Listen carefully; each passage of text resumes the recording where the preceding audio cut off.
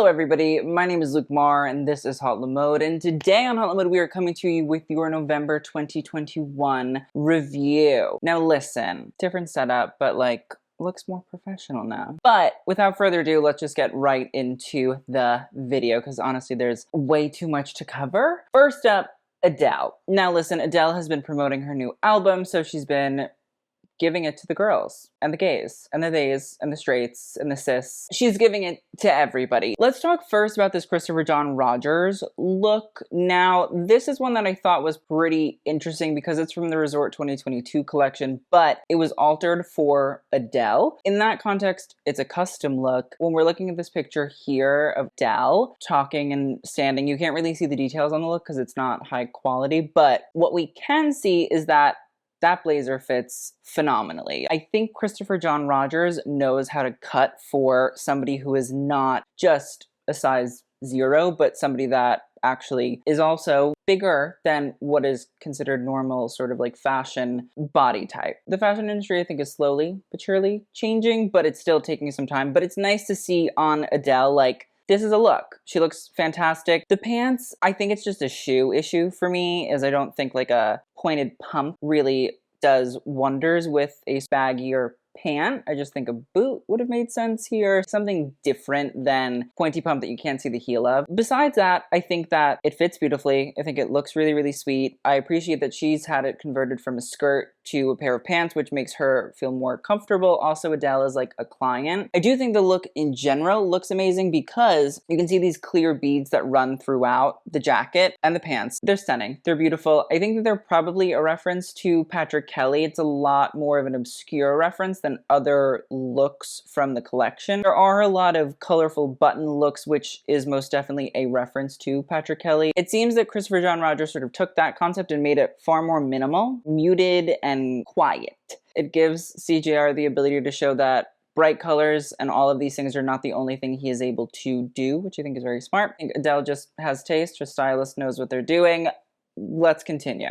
Next up, we have Anitta. Now, she is wearing Mugler here. Now, this is from the Fall 2021 collection by Casey Capital Ladder. Here we have a pink little mini dress. And the thing that I think is kind of smart about this, and we did see a look similar to this on Kali Uchis for the American Music Awards. I think the pink is sweet. It has a very sort of lingerie feeling to it. I think the fact that it's in like a nice sort of pink silk also plays on this dainty sort of feeling and aesthetic. But at the same time, it's taking on boning, or at least corseted boning, and giving it more of a modern feeling in terms of corsetry and how we look at it. It feels like the boning is the sort of main focus and then the rest of it is sheer, which normally in a corset you have fabric and then the boning is placed inside and you can't really see it. But this seems to want the boning to be a major focus and bring it out of this very old-timey construct, or at least design technique. The little mini skirt I think works perfectly to give it just a little bit of an edge so it doesn't look like it's just a corset being worn. And then you add the seamed little stockings and black peep-toe shoe. I do think that genuinely the pink is really sweet. I think it's really, really nice. I think it's just going to take time with this Mugler collection to really, really get into it. Next up is Anya Taylor-Joy. Now she is wearing a custom Oscar de la Renta look. Now it's a purple fitted but peplumed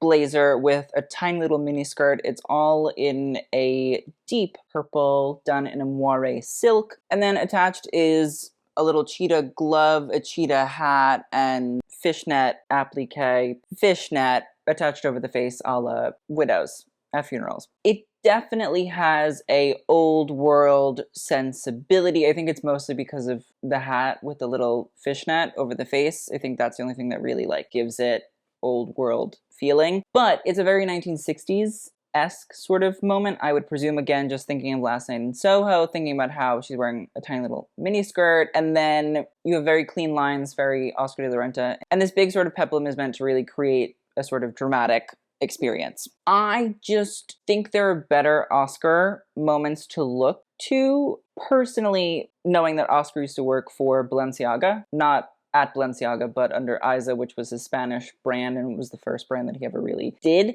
It's important for some of that to come out in the work here.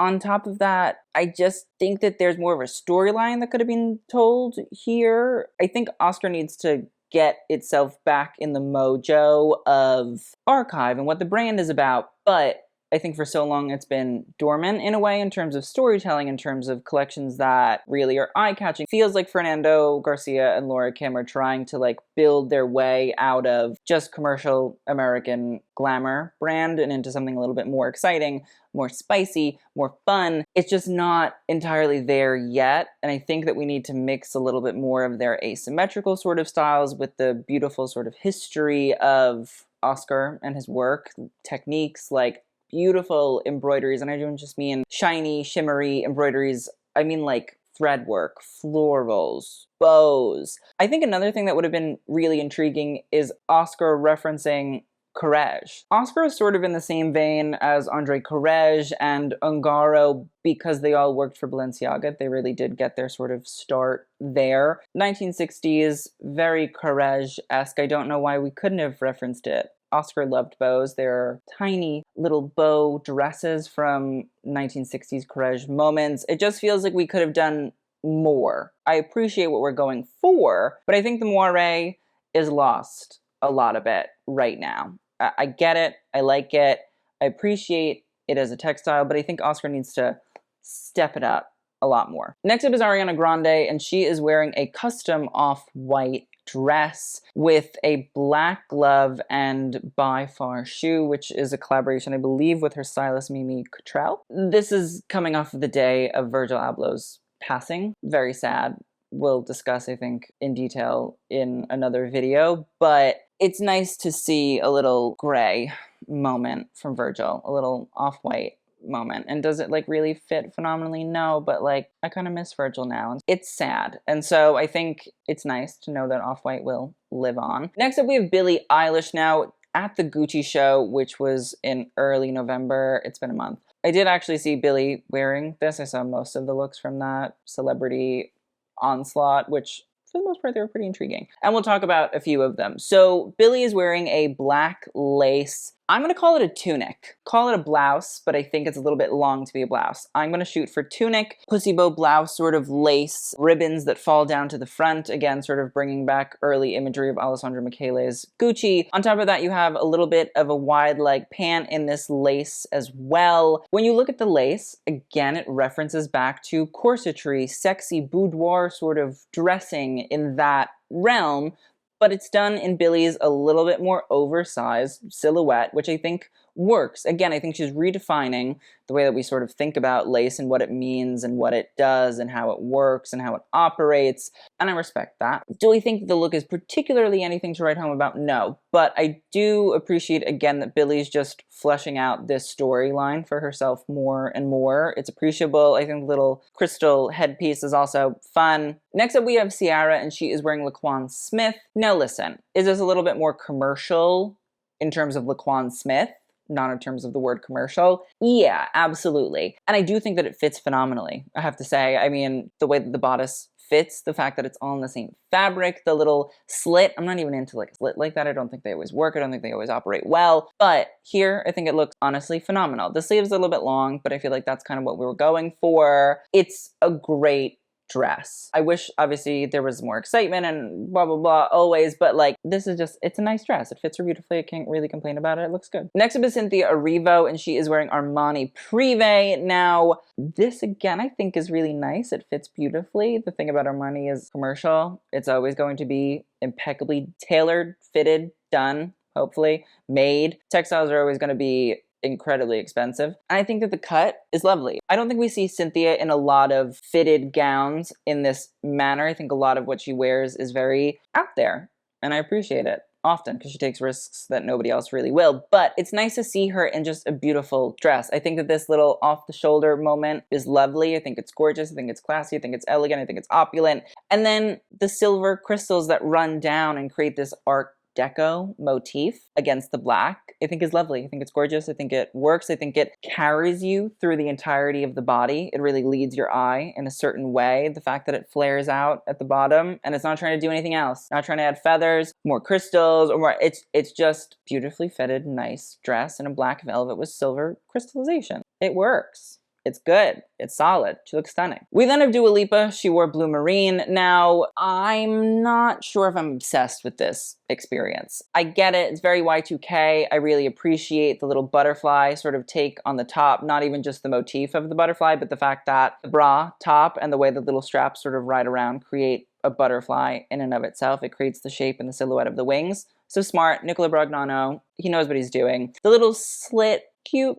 Fine, I get it. Very early 2000s, Paris Hilton, Lindsay Lohan, very rich Beverly Hills girl, woman aesthetic. I just think the skirt is a little bit off. I wish almost in a way that it had been more low slung. I think it just would have fit into that early 2000s bum out, pelvic low ride experience. And I get it. People don't want to bring the low rise back. I get it. But like, we're doing 2000s looks. Let's just do 2000s looks, you know what I mean? The shoes work, all good. In reality, I just think the skirt needs a little bit more attention, needs a little bit lopped off the top. But besides that, it's cute. Next, let's talk about Elle Fanning. Let's talk about this Bellman look that she wore. Essentially, it's a maxi skirt in black, kind of fitted, gets a little bit more flowy once it gets around the knee. But the top is really the exciting thing. Now, this is from the spring 2022 Balmain collection that was debuted, I want to say recently, but it is not recently. And it works. The chain link is fun. It's strange. It creates a halter sort of top style. It's a big Cuban chain in and of itself, which I think is fun and sweet and nice. It's crystallized because some people do love a crystallized gold.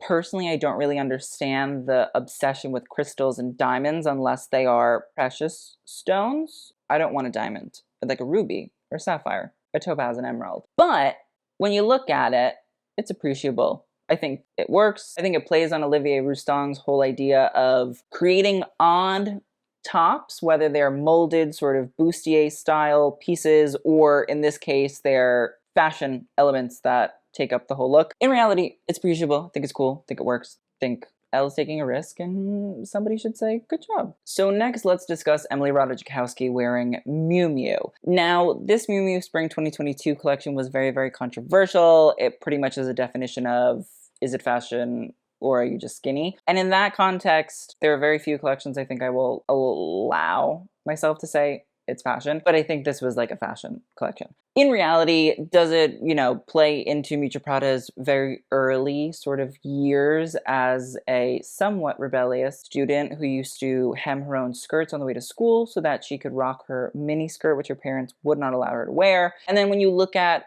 elements like this button-down shirt that's undone, a la the finishing of school and undoing the preppiness of your uniform, it feels like it's playing into that a little bit. On top of that, with Miuccia Prada, a long skirt is always appreciated. Of course, a short skirt happens from time to time. There's a lot in the spring 2022 collection, but Miuccia likes a long skirt. And in a way, it almost dispels the sort of like sex appeal that you're presented when you see a cropped sort of moment like this. In a way, of course, is this look showing off, the abdomen and all of that? And is it being worn by Emily Ratajkowski, who's, very much a beautiful woman? Yes, absolutely. But I think there are elements of it, whether it's like this rib knit that is slopped over top of this button-down shirt, or again, the length of this skirt, whether it's the stockings paired with sort of Mary Jane schoolgirl shoes that are kind of unsexy and old lady-ish. Overall, there are elements of it that should not be at all chic and sexy and elegant and fun. And I think that's the dichotomy of this Miu Miu collection in general, and Miuccia's mind of what is sexy, what is not, what can be attractive, what can not be attractive. So I get the initial rebellion against a moment like this, but I think if you look a little bit deeper at the history of Miu Miu and Miuccia, there's a lot of subversiveness going on here. Next up, we have Phineas. Now, he is wearing GmbH, and it's pretty much a white button-down shirt with a rib knit sort of scarf style attached that goes off the shoulders. We saw it during the spring 2022 GmbH collection,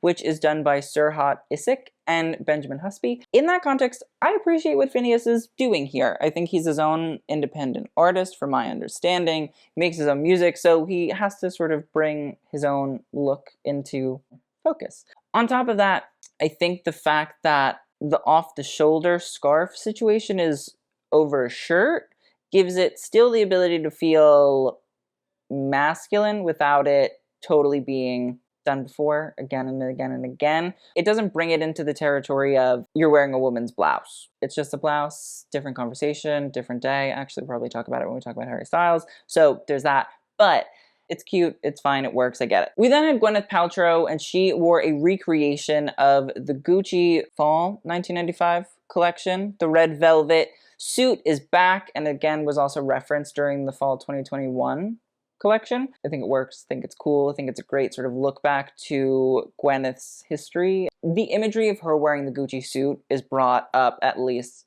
3 times a year, probably. And oftentimes when you talk about Tom Ford and his time at Gucci, Gwyneth and this look in particular are brought up most definitely. There's a lot of similarities between Alessandra's work and Tom's work. I think Alessandra was incredibly inspired by Tom, and I don't think it's a bad thing that Alessandra references Tom. Suit fits beautifully. It is not vintage. It was recreated by Alessandro and the team to sort of give it a new moment. Was it iconic in real life? Absolutely. Let's talk about this custom Gucci look that Harry is wearing. So as we can see, it's a purple silk flared pant, very Alessandro, very rock band performer, Prince, David Bowie, although more Prince in terms of the color. Like, there's a lot of elements of male rock stars who don't acquiesce to the normal gender roles that are placed on them here in this pant, in my opinion. Also, I think the cutout little tank top is strange and weird, but it's kind of intriguing and interesting, and I wonder if we'll see more moments cutout-wise like this in future Gucci collections. In reality, do I think this is the most exciting cover story image in the entire world? No, I do think that some of the other looks would have been a little bit more breathtaking, but I do think that Harry looks good. I think it's somewhat intriguing in terms of the tank top. I just want to do a quick Google. The term queerbaiting refers to the practice of implying non-heterosexual relationships or attraction in a TV show, for example, to engage or attract an LGBTQ audience or otherwise generate interest without ever actually depicting such relationships or sexual interactions. What Ibn Kamara and Raphael Pavarotti shot him in is far more about gender presentation than it is about sexual orientation. A totally different conversation to discuss that from what we know, cis white man gets to wear women's clothes on the cover of a magazine and is most definitely applauded for it. I think there's a bigger issue with denigrating queer people in general for wearing clothing that is not subscribing to traditional heterosexual cisgender concepts of gender. I get it. I think Harry Styles, in a way, is almost like the canvas for people to vent their frustrations about it. And it's kooky, and it's crazy, and it's over the top, and it's so feminine, and it's so 1950s Vogue shoot in terms of the poses. That's where people are upset, and I think that that's rational. The other thing that I think about Harry Styles that nobody really mentions is that Harry Styles doesn't really ever seem to take credit for the things that he's applauded for, which I think is kind of appreciable. Harry Styles is out here every day like, I am the inventor of breaking down gender constructs in terms of clothing. There'd be hot limo roasts every day of the week. But he doesn't do that, and I think that that's kind of far more appreciable. I also just think it's good fashion. You know what I mean? This Jean-Paul Gaultier look in a green knit is vintage, and I think that it's honestly stunning. I think it's fun. I think it's regal. I think it's opulent. I think it's kooky and crazy and like ladies who lunch, but worn by Harry Styles. You add the polka dot tights, which, I mean, I love. Ibn Kamara is doing his own tights, and I think it's really smart, and I think it's really fun, and I feel like it's really funky. You add it with the shoes. Honestly, you really couldn't tell me that this is not a Vogue issue from the 1940s, the 1950s. It just has the sort of old world to it, or at least like European white old world feeling to it. And I think it's great. I think it's funny. I think it's cool. I think it's exciting. I think it's intriguing. I wish that more men, male celebrities, were getting the ability to do the same thing. Lil Nas X, I feel like, would look amazing in a lot of these moments. And you know whose fault it is not that Lil Nas X gets put in like shit GQ covers? Harry Styles. There's a difference there of what is being done. I'm not sure on what basis it is, but like Harry Styles lends himself to be shot by people that know what they're doing. And I don't know if I can blame Harry Styles for other people not being able to be either lent to that sort of beautiful image making creative direction, or if it's just not something that people are interested in, whether we're talking about Billy Porter or Lil Nas X. And so in that context, I can't be mad at him. I understand why people are frustrated at the situation, but Harry Styles I don't think is a queer baiter. Those are my thoughts on Harry Styles. I know that was mad long, but like, I liked the shoot. I thought it was good. I thought it was intriguing. Next up is Iman Hammam. I just want to talk about this quickly because she's wearing Brandon Maxwell. I think it's a beautiful dress. I think she looks stunning. I think she looks gorgeous. I think she looks amazing. Beautifully fitted. Brandon Maxwell, I personally know, has said to me, I'm not trying to do anything groundbreaking. I'm not trying to, you know, make myself into something that I'm not. And I think that as a ready-to-wear designer, when the shit fits, but it's simple and looks amazing, looks elegant and looks gorgeous, who am I to be mad? She looks like a 90s supermodel. She looks good. Next up is Jada Pinkett Smith. Now she is wearing Vivienne Westwood. I believe that this is a look from the Westwood Bridal collection, which happy for Jada. If she's getting married, if she's not, whatever, I don't really care because this is a beautiful dress. A sort of ivory cream, simple dress that's draped very, very loosely. It has a little bit of flow, a little bit of movement, a little bit of drape to it, but it's not doing too much in terms of that ivory in the front. When this like light cream, light pink, it's almost like a mauve. The way that it's draped so that it creates its textured neckline is stunning. I think the fact that it creates a cape that almost, you know, caresses and cocoons the rest of the dress is also stunning and lovely. Normally, I think it'd be appreciable to see it in the full either mauve or this full sort of ivory, but I think that the colors are so light and they play off of each other really wonderfully. I just think the silhouette is gorgeous. I think the way that that cape really wraps around her is stun. More, please. Next up is Jared Leto. He is wearing Gucci. Now, this is it's like ochre. It's like this beautiful yellow. It's like mustardy, ochre-y. It has these very intriguing lapels. They're lined in that nice little sort of silky moment. I think the fit of it is fantastic. That really sharp shoulder, again, like very 1940s influenced. A subtle flare on the pant. Do I wish the pants obviously fit like a little bit better? Yes, 100%. But at the same time, it's just the crinkle and the wrinkle of the fabric. So like, I mean, like that jacket fits impeccably. Yeah, Jared Leto and Gucci. I think it makes sense. I feel like Alessandro and Jared are like the same person and they just switch off depending on what the event is. Next up, let's talk about Kid Cudi. Now, he wore a new take on the dress, or maybe it's like bloomer, skirt, short, skirt situation in a full white lace with a little white blazer with silky lapels over top. Do I personally think this is probably like a subtle nod to Billy Porter and his Oscars Christian Siriano moment? Yeah. Do I think it's also probably a reference to the off-white dress that he wore for SNL that just fit really bad? Probably. The look isn't great, I would say. It's not, you know, amazing. It's not majestical. It's not wonderful. But I do like the lace. I think the lace is really, really beautiful. I think it's really stunning. I like the fact that he's wearing matching stockings that are all lace that go into his sneakers, which again, I feel like is a fun way to play on the whole idea of bending stereotypical ideas of gendered clothing. I mean, you have sneakers and a blazer that's paired with what look like shorts, but maybe as a dress, and it's all in white lace, and he's wearing veil of sorts that reminds one of a wedding veil. I think that's really what ERL, whose real name is Eli Russell Lynette, I think, and Kid Cudi were sort of going for. Do I think that it could be done? Yeah, I think it could be cleaner. I think the fabrics could be better. I think it doesn't really land where we'd like it to land. I appreciate that it's being done. I think it's lovely. I think it's wonderful. Just the look in and of itself needs a bit more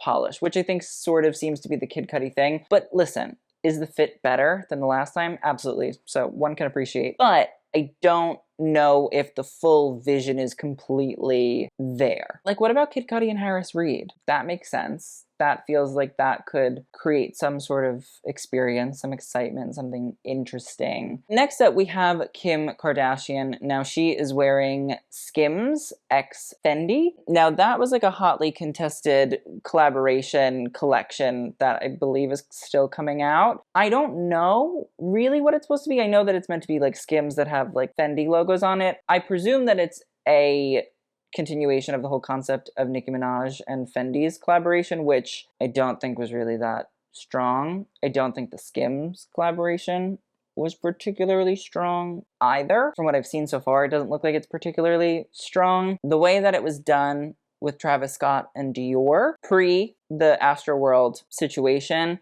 which is very sad, I think that's the way to do it, is create a collection, have it be a part of your collection. So maybe Kim Jones and Fendi are going to put out a Skims couple of looks on the runway, that would be really intriguing. But I think that's the way to do it. I just don't think capsule collections land as anything but money grabs unless they're really, really well done. I do think that Kim is working to build that sort of Fendi F into a bunch of different ways, in the same way that Louis Vuitton was sort of built by Marc Jacobs and Kim as well, in terms of the monogram and the way that it was interpreted in pop culture. I understand what Kim Squared is doing. I just think we need to elevate it still a bit. The look in particular, I mean, like, it's a leather. I would presume it's a pencil skirt with a little sort of wrap top that has like a one boob sort of coming out from the drape, and the leather looks nice quality. Do I think the top could use a little bit of work? Yeah, but I don't know. I've seen Kim in better. I wish the Kims would be better together. Next up, we have Lady Gaga. Now, am I going to talk about Lady Gaga's look for the Gucci? Probably not. But I do want to talk about the cover that she did for,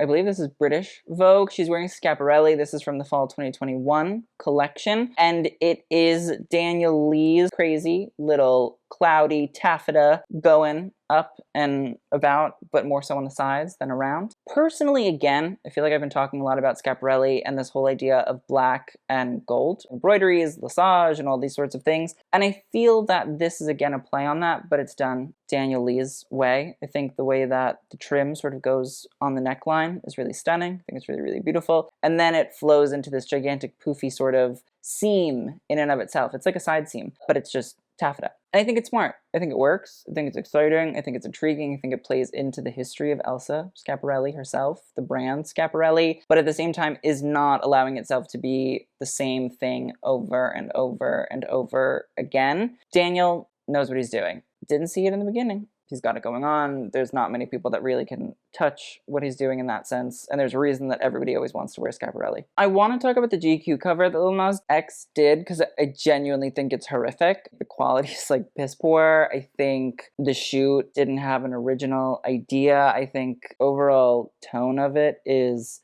Macy's catalog, but gender bending. And that's my issue, is I don't get why it was done. It's just not intriguing. It's not exciting. It's not cool. It's not fun. He doesn't do much, which is sad because you're wasting so much potential getting a good photographer to shoot Lil Nas X for a cover. You would think you'd go a little bit harder than white background and Lil Nas X in an ugly Dior Haute Couture dress. I don't know. Next up, we have Lizzo, and I want to talk about this Alexander McQueen look that she is wearing. Now, I believe that this is from pre-fall collection because it was shot lookbook style. It's been adapted for Lizzo. It's a custom look. I think it looks so nice. Honestly, like, I'm not bullshitting anybody. I think that it's really, really cool and exciting to see that there are styles that are being made for plus size women. It like makes me very happy. And in reality, I think it looks good. Do I think it's the first look that I would, gravitate towards? No. But I think it's smart for Sarah Burton to continue to lead the charge, or be one of the leaders of the charge, when it comes to dressing women that are not just, again, the very fashion sample size. I think that the puff leg of mutton sleeve sort of styling works really great. I think it refers back to the Victorian sort of elements of McQueen. The black leather jacket, fine, got it. A little bit moto, a little bit, I don't know, Guns N' Roses to a degree. I don't know if that's true, I just made that up, but I just see the flowers, I say, okay. And then the skirt, I think the beautiful sort of pink and reds look really sweet. I think Lizzo looks nice. But you know what? If this is the start, I'm willing to put a little bit of petrol in the engine for the gals. Next up, we have Lorde, and she is wearing Dior. I believe this is Haute Couture. Again, it's a Maria Grazia peach with belt and a lot of draping. It's not anything to write home about. Yeah, we could have a conversation about Maria Grazia's Dior, which we could, but I don't feel like it. It's just there. It's there. It exists. Can't do anything about it. The hair, collar, necklace, choker thing, I love. Think it's weird, think it's fun, think it's cute. That's my favorite part of this experience, and it's not part of the fashion. Then we had Megan Thee Stallion. Now she's wearing Minot. Now Minot is a brand that likes to show skin, which I kind of love. I think Megan also loves, and I think that this is a good brand pairing. I think Megan likes to do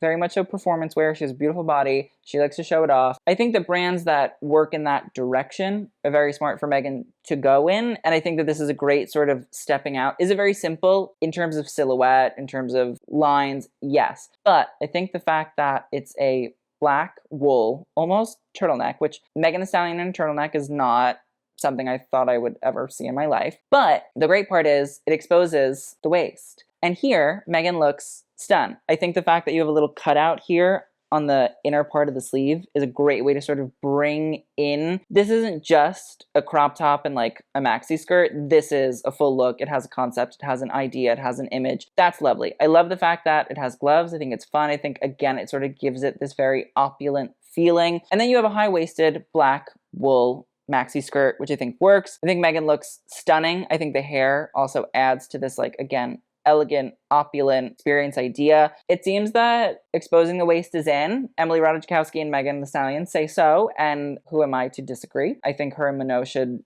keep this relationship going because I want to know more. Next up, we have Meghan Markle. She is wearing Carolina Herrera. This is a toughie, just because it's not good. It's a red halter, I believe, style. Maybe it's not halter. Maybe it's just straps. Curved neckline, which isn't really great. It has a little silk band at the waist, which the dress is so simple. It should not have a belt because it should fit phenomenally because it's simple. Floor-length skirt with a slit up the front. But the issue really comes in when it comes to the side cape. It's almost like a skirt cape. You can think about it in terms of Hubert de Givenchy when it comes to one of his looks for Sabrina, the movie starring Audrey Hepburn. Or we can think about it in terms of Charles James's beautiful, stunning butterfly dress from the mid-1950s. There's a lot to look at here.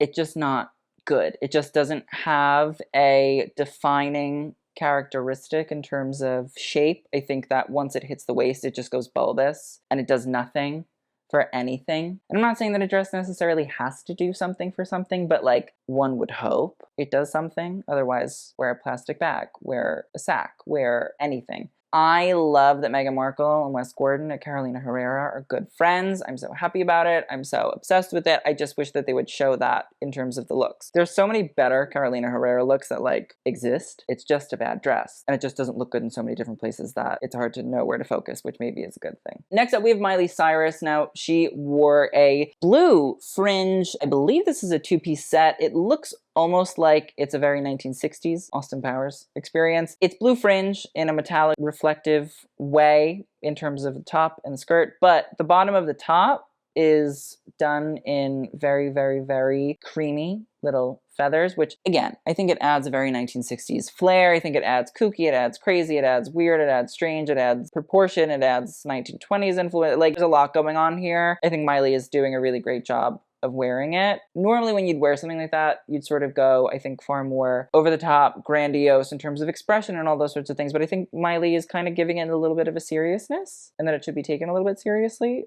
And I think it works. We then had Paloma Elsasser wear Peter Doe to the CFDA Awards. I think she looks stunned. Peter loves a little halter style, whether it's in a vest, whether it's in knit, obviously. And then he likes to add a little bolero on top. And here it's in a gray rib knit as well with gloves. In reality, I think it's just an expanding upon the Peter Doe knit universe. Then we have a little army pant in a green. It's nice. I think it plays well off of the gray. I think this very sort of muted gray with this very sort of muted green works. And then you have a wrap sort of skirt, which adds a little bit of dimension. Again, adds this whole idea of tailoring, which Peter at Celine, when he was there, worked on the tailoring team. I think it captures two different elements of the Peter Doe sort of product line really, really well. I think Paloma looks lovely. I did say in my review from Peter Doe's Spring 2022 collection that there needs to be more tailoring elements when it comes to plus size clients or models. And I think that this is a showcasing that like the team listens, they understand, they know,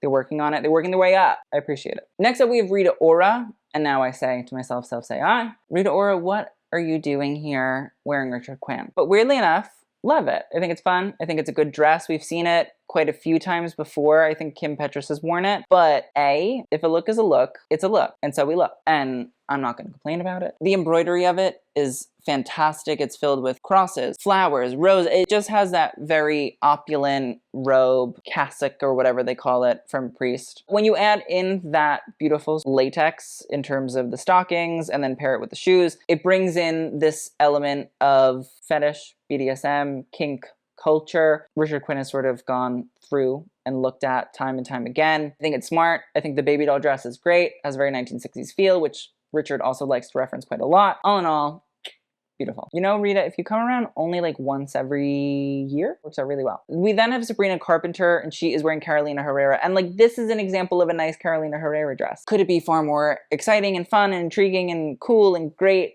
Yeah, absolutely. But like, also it's a reflective dusty blue and black floral dress by Carolina Herrera. So like, I shan't expect a lot, but I think that this works. I think it's sweet. I think the floor length is really, really lovely. It has very debutante sort of vibes to it. The dress does look seamless on her. It looked like it fits. It looks really sweet. The way it flows, she looks very princessy. It's just a nice dress. Can't really ask for too much more. This works. Next up, we have Salma Hayek, and she is wearing Gucci. Now, she is in the new House of Gucci film. She plays one of the good characters, Miss Pina. This gold dress, I think, is lovely on her. Again, like, I like when Selma gets a good Gucci look. She is the wife of Monsieur Pinot, so I would hope that she gets good looks more often than she does, but I think that this looks lovely. I think the way that this cinches in her torso, it's phenomenal. The gold, I think, is really great. I think the sleeves are sweet. I just think it fits her really, really beautifully. I think it makes her look amazing. I think it's beautiful. Next up is Saweetie, and she is wearing Givenchy. Now, this is from the fall 2021 collection, and it is one of Matthew Williams's works. Honestly, from like mid-hip up, phenomenal. I just think the black fits her really, really beautifully. I think the halter is a really great style on her. I think it just works. I think it's done. Once we get below the hip is where I think for some people it could get a little bit helter-skelter. I would be one of those people normally if I didn't know that this is something that kind of has been happening at Givenchy for some time. Alexander McQueen was doing these square sequins on dresses. I actually own one of them, and they're so phenomenal. They're so beautiful that I presume that that's kind of what Matthew is going for. Weirdly enough, I don't dislike it.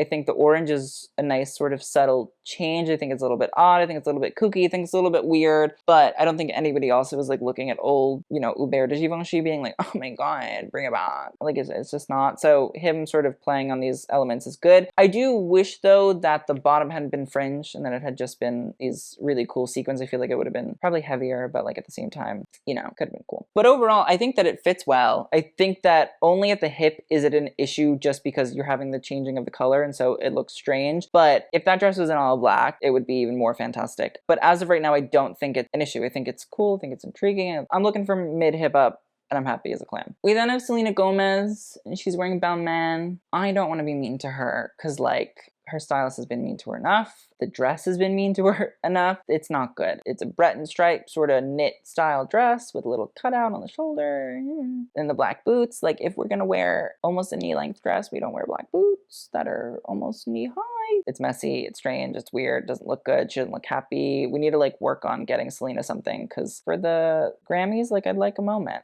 Please and thank you. Next up, we have Serena Williams, and she is wearing Versace. I love this. I like a little mini skirt, a little crop top moment on Serena. I think it's really fun. I think she looks stunning. I think she looks beautiful. I wish the shoes had been those like really sexy Versace platform heels. I feel like that would have really the nail in the coffin. I think she looks great. I really do. I don't think that there's anything that really needs to be changed about this. I like seeing Serena in this sort of way. I think it's fun, it's youthful, and it's cool, and it's sexy, and like, she looks happy. I mean, maybe because she's going on to, I don't know, what talk show, she has to look happy, but like, I think she'd be happy in that look regardless, because I think it looks phenomenal on her. Next up, we have Taylor Swift, and like, slap my ass and call me Sally. I love this etro look on her. I think she looks fantastic. I think this purple velvet is succulent. I'd ruin it, but I'd like to suck on it. I think the cut of it is phenomenal. Like, it's just a beautifully tailored suit. And I think that's the thing for Taylor, is she does prefer more simplistic elements. And I think that when those simplistic elements are done in ways that are so perfect in terms of fit, texture, color, cut, there's not anything anybody really can say, because she looks beautiful. The cut of the pants are phenomenal. That there's a little bit of room in them. They're not skin tight, which I think is good, but at the same time, they're not oversized. They're not wide leg. They don't look ill-fitted. It looks like everything was tailored perfectly to Taylor. And I think the double-breasted looks lovely. I think the black sort of silky lapels play off the black boots, although I wish maybe the boots had been like in a silk too, but like, I'll take what I can get. At this point, she looks phenomenal. She looks good. Also, she should be like a Gabriella Hersik Chloe girl. Just saying. Next up is Tessa Thompson. She is wearing Christian Siriano. And now the only reason I was going to talk about this because it was like, oh my God, Christopher John Rogers looks so good. And then I was like, Christian Siriano. Now, if you don't know, Christopher John Rogers developed a silhouette. It's called the strawberry silhouette. And it's a very tight sort of little bodice and then skirt that almost looks like it's the butt of a strawberry that sort of comes down in this way. I'm not saying that like Christopher John Rogers is the only person to ever like play on those sorts of shapes or whatever, but it was very much so associated with Christopher John Rogers. And Christian Siriano, we all know, is not very original, but I just didn't think he'd stoop as low to like be knocking off CJR. I just think it's like messy. I also think he doesn't do it nearly as well. He wants his Zendaya CJR moment. He wants his Adele CJR moment. He wants everybody's CJR moment, it seems. But again and again, like, it's one thing to knock stuff off. It's another thing to knock stuff off and do it really badly. That's the worst part, is like, you copied somebody's homework, but you still got it wrong. The black loofah shit is so not necessary. The silhouette is fantastic enough. Like, do a little maybe embroidery if you're gonna do it, but like, it looks cheap, it looks tacky. Tessa and her stylist should know better, because Now, I feel like this video is 400 years long, but we have Zendaya. She wore Vera Wang to finish us off. The red silk bandeau with the red fitted maxi pencil skirt with little cloud jumping out of the waistband, I think is phenomenal. I think it's gorgeous. I think it's cool. I think it plays on Vera's whole really simplistic style. I know Vera is known for doing a lot of wedding work and all of that, but when she puts out a collection, it's usually simple, but it's very avant-garde in terms of silhouette, in terms of length. And I think that this is a really nice, solid, beautiful example of that. I think Zendaya, of course, can pull off just about anything. And here she pulls off what looks like a silk skirt that has a cancerous tumor, but she does it really, really well. With that, let's talk about our best and worst of the month. The best? There's nobody that really like knocked my socks off, but I also wasn't like unimpressed with so much. I would say that the best is gonna have to go to... I'm gonna put Adele and Christopher John Rogers up there, Anitta and Mugler, Emily Ratajkowski and Miu Miu, Lizzo and McQueen, Taylor and Zendaya. I don't know, I liked a lot. Like, there was nothing that I'm really like, oh my God, this is the best out of the best, but there was a good, decent chunk. As for the worst, oh, Meghan Markle and Carolina Herrera, that's rough. I know, but that was bad. There's no way of saving that. Can't do anything about that one. So with that, I hope you guys enjoyed. Thank you guys so much for watching. Please let me know what you thought about any of the looks in the comments down below. I'd love to hear all your comments, concerns, critiques, and I will see you guys in the next video. GG, bye.